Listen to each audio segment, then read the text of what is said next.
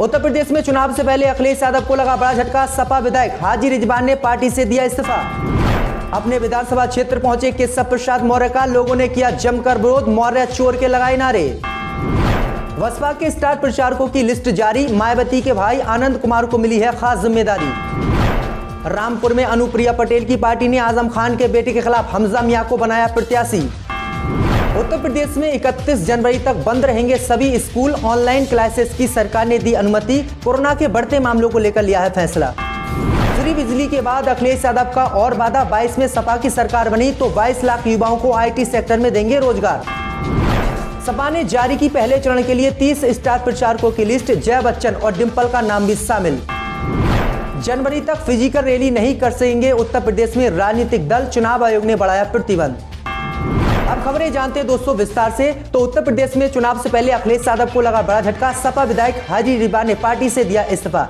UP विधानसभा चुनाव 2022 के चुनाव से पहले समाजवादी पार्टी को बड़ा झटका आज लगा है। मुरादाबाद की कुंदर की सीट से सपा विधायक हाजी रिजवान ने टिकट न मिलने के विरोध में आज पार्टी से इस्तीफा दे दिया है। इस बारे में रिजवान ने कहा कि इस सीट से चुनाव लड़ेंगे। एसपी ने यहां से जिया उर रहमान वर्ग को टिकट दिया है, जिसके बाद हाजी रिजवान नाराज हो गए और उन्होंने चुनाव में उतरकर पार्टी के अधिकृत प्रत्याशी की मुश्किलें बढ़ा दी हैं। हाजी रिजवान ने कहा है कि उन्होंने अभी तय नहीं किया है कि वह किसी पार्टी से चुनाव लड़ेंगे, लेकिन इतना जरूर है वह अपने क्षेत्र से चुनाव लड़ेंगे। उन्होंने कहा है कि जब वह लखनऊ में पार्टी अध्यक्ष अखिलेश यादव से मिले तो उन्होंने अगला लोकसभा चुनाव लड़ने की बात कही थी। हाजी रिजवान ने कहा है कि वह 4 बार विधानसभा चुनाव जीत चुके हैं और क्षेत्र में कड़ी मेहनत कर चुके हैं, लेकिन पार्टी ने उन लोगों को टिकट दिया है जिनका इस क्षेत्र से कोई सरोकार नहीं है और ऊपर से आने वाले लोगों को टिकट दिया गया है। रिजवान ने कहा है कि अब वह इस सीट से चुनाव जरूर लड़ेंगे और चुनाव जीतेंगे भी।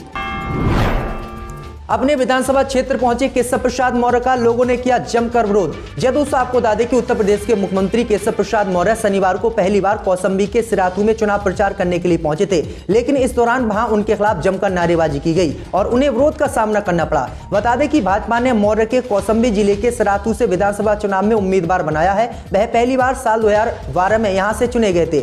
शनिवार को अपनी पहली यात्रा के दौरान मौर्य बीते दिनों से लापता जिला पंचायत सदस्य के घर पहुंचे थे। सोशल मीडिया पर वायरल हो रहे वीडियो में स्थानीय लोगों का एक समूह मौर्य के खिलाफ विरोध करने लगा। केशव ने लोगों को चुप कराने की कोशिश भी की। वीडियो में साफ दिखाई दे रहा है कि कैसे केशव विरोध कर रहे एक शख्स को अपने मुंह पर उंगली रखकर चुप कराने की कोशिश कर रहे हैं। मौर्य के जाने के बाद लोगों ने केशव मौर्य चोर के नारे भी लगाए।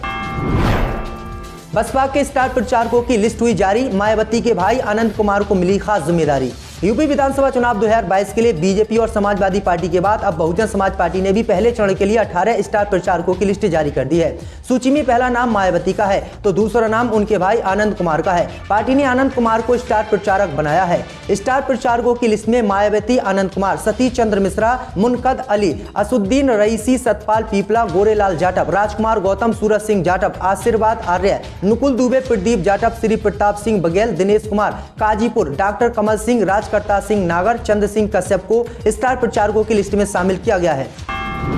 देश के सबसे लंबे कद के धर्मेंद्र प्रताप समाजवादी पार्टी में हुए शामिल। दोस्तों आपको बता दें कि समाजवादी पार्टी ने शनिवार को देश के सबसे लंबे कद के व्यक्ति को अपनी पार्टी में शामिल करा लिया है। प्रतापगढ़ के रहने वाले धर्मेंद्र प्रताप सिंह की लंबाई 8 फुट 2 इंच है। वे सपा अध्यक्ष अखिलेश यादव की मौजूदगी में पार्टी में शामिल हुए हैं। उन्होंने कहा कि सपा की नीतियों से मैं प्रभावित हूं और अखिलेश यादव के नेतृत्व पर मुझे पूरा भरोसा है, इसलिए मैंने पार्टी की सदस्यता ली है। धर्मेंद्र प्रताप लंबे कद की वजह से हमेशा सुर्खियों में रहे हैं, किंतु उनकी लंबाई ने उन्हें कई बार परेशान भी किया है। करीब 45 वर्षीय धर्मेंद्र के पास मास्टर डिग्री है, लेकिन उनके पास नौकरी नहीं है। अब उन्होंने राजनीति की शुरुआत समाजवादी पार्टी से की है और देखते हैं कि समाजवादी पार्टी में वो क्या कमाल करते हैं।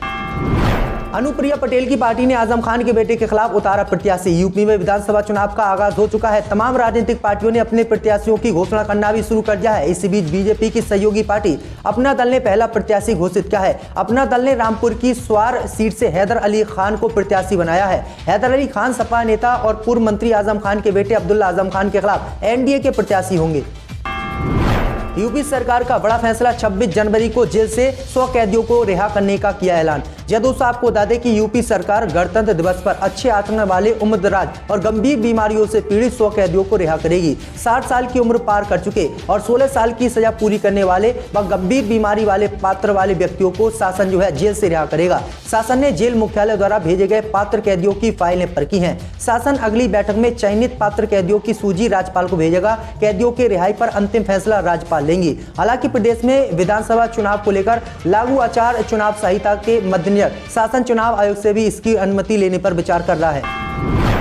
मायावती ने बरेली मंडल की 17 सीटों पर घोषित किए उम्मीदवार। बहुजन समाज पार्टी ने शनिवार दोपहर बरेली कैंट विधानसभा से अनिल कुमार वाल्मीकि, आंवला विधानसभा से लक्ष्मण प्रसाद लोधी और भोजीपुरा विधानसभा सीट से योगेश पटेल को चुनावी मैदान में उतारा है। इसके साथ ही बरेली, शाहजहांपुर और बदायूं की 17 विधानसभा सीटों पर प्रत्याशियों के नामों की घोषणा की गई है। बसपा बहेड़ी से आसे राम गंगवार, मीरगंज से कुमार भानु प्रताप सिंह गंगवार और बितरी चैनपुर से आशीष पटेल को पहले ही प्रत्याशी बना चुकी है। बदायूं की बिसौली सुरक्षित सीट से जयपाल सिंह, सहसवान से हाजी बिट्टुन मुसरत अली, विलसी से ममता साकिया, बदायूं शहर से राजेश कुमार सिंह और शेखुपुर से पूर्व विधायक मुस्लिम खाज, दातागंज से रचित गुप्ता, शाहजहांपुर जनपद की कटरा विधानसभा से रजीज कश्यप, तिलहर से नवाब फैजान अली खान, पुबाया सुरक्षित सीट से उदयवीर सिंह जाटव और शाहजहांपुर शहर से सर्वेश चंद्र मिश्रा उर्फ धादू मिश्रा को प्रत्याशी बनाया गया है।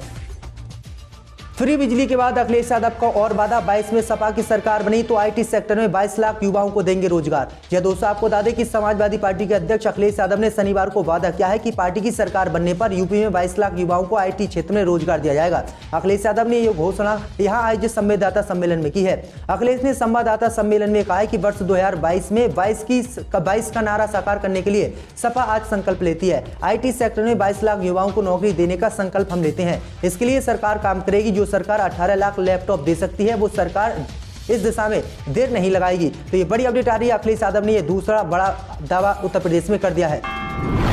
अखिलेश यादव के समर्थन में उतरी सावित्रीबाई फुले, चंद्रशेखर आजाद पर साधा निशाना। पूर्व सांसद और काशीराम बहुजन मूल निवास पार्टी की अध्यक्ष सावित्रीबाई फुले ने चंद्रशेखर आजाद के अखिलेश यादव को दलित विरोधी बताने पर उन्हें आरएसएस और बीजेपी का साजिश का हिस्सा बताया है। चंद्रशेखर आजाद पर निशाना साधते हुए उन्होंने कहा है कि बीजेपी और आरएसएस साजिश के तहत चंद्रशेखर आजाद और गंगाराम अंबेडकर के अखिलेश यादव पर दलित विरोधी होने का आरोप लगवा रही है।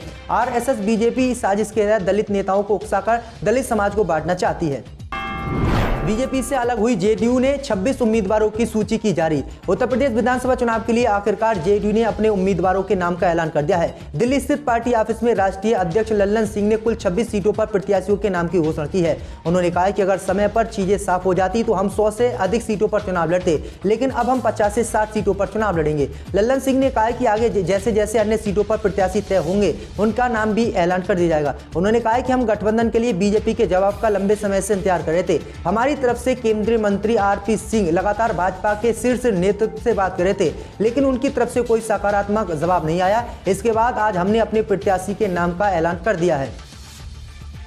विधानसभा चुनाव से पहले कांग्रेस को झटका, बुलंदशहर के 2 नेताओं ने छोड़ी पार्टी। यूपी विधानसभा चुनाव से ठीक पहले बुलंदशहर में कांग्रेस को बड़ा झटका लगा है। शुक्रवार को कांग्रेस के 2 नेताओं ने पार्टी से इस्तीफा दे दिया है। बताया जा रहा है कि दोनों ने उम्मीदवार के चयन से नाराज होकर ऐसा किया है। चुनाव से ठीक पहले बुलंदशहर जिले में कांग्रेस के अध्यक्ष व राज्य कांग्रेस समिति के सदस्य शिवपाल सिंह और जिले के महासचिव राहुल वाल्मीकि ने पार्टी से इस्तीफा दे दिया। सूचना के अनुसार शिवपाल सिंह अनूप शहर विधानसभा सीट से टिकट पाना चाहते थे, लेकिन कांग्रेस ने वहां से बसपा छोड़कर आए 2 बार के विधायक चौधरी गजेंद्र सिंह को अपना उम्मीदवार बनाया। गजेंद्र सिंह पिछले महीने राष्ट्रीय लोकदल में शामिल हुए थे, लेकिन पार्टी से टिकट नहीं मिलने के बाद कांग्रेस के पाले में आ गए। यूपी पुलिस में 26,382 पदों पर भर्ती के लिए जल्दी होगी तारीखों का ऐलान। उत्तर प्रदेश पुलिस भर्ती एवं प्रोन्नति बोर्ड ने नागरिक पुलिस में कांस्टेबल के 26,210 और अग्निशमन विभाग में फायरमैन के 172 पदों पर सीधी भर्ती के लिए होने वाली लिखित परीक्षा की तैयारी शुरू कर दी है। बोर्ड के इसके लिए ओपन टेंडर के माध्यम से सक्षम कार्यदायी संस्थानों से 27 जनवरी तक निविदा आमंत्रित की है। इसके बाद परीक्षा डेट घोषित की जाएगी कब इनका जो पेपर होने वाला है। सपा सांसद डॉक्टर वर्ग का पुतला फूंकने पर 19 नामजद समेत 50 से 60 लोगों पर केस। कुंदर की विधानसभा सीट से सपा विधायक हाजी मोहम्मद रिजवान का टिकट काटकर सपा सांसद के पुत्र जियाउर रहमान बर्क को प्रत्याशी बनाए जाने के विरोध में लोगों ने ग्राम डोमघर के सामने प्रदर्शन किया था। साथ ही संबद्ध सांसद डॉक्टर शफीकुर रहमान बर्क का पुतला भी फूका है। पुतला फूकने पर पुलिस ने आचार चुनाव आचार संहिता और कोविड-19 गाइडलाइन का उल्लंघन माना है। इस मामले में पुलिस ने 19 नामजद समेत 50 से 60 लोगों के खिलाफ मुकदमा दर्ज किया है। उत्तर प्रदेश में 31 जनवरी तक बंद रहेंगे सभी स्कूल कॉलेज, ऑनलाइन क्लासेस की सरकार ने दी अनुमति। कोविड-19 और ओमिक्रॉन के प्रकोप को रोकने के लिए उत्तर प्रदेश के स्कूल 30 जनवरी 2022 तक बंद रहेंगे। पहले स्कूल और कॉलेज 16 जनवरी तक बंद थे और बाद में 23 जनवरी तक को बढ़ा दिया गया था। हालांकि कोविड मामलों की बढ़ती संख्या की स्थिति के कारण तारीखों को आगे बढ़ाकर 30 जनवरी कर दिया गया है। उत्तर प्रदेश सरकार ने स्कूलों को ऑनलाइन क्लास जारी रखने को कहा है। 5 जनवरी को उत्तर प्रदेश सरकार ने कोविड-19 मामलों की संख्या में अचानक वृद्धि के कारण 6 जनवरी से 16 जनवरी तक कक्षा 10 तक के छात्रों के लिए अपने स्कूलों को बंद करने का देर रात निर्णय लिया। यूपी स्कूलों में शारीरिक कक्षाएं बंद थीं। ऑनलाइन कक्षाएं निर्धारित शेड्यूल के अनुसार चल रही हैं।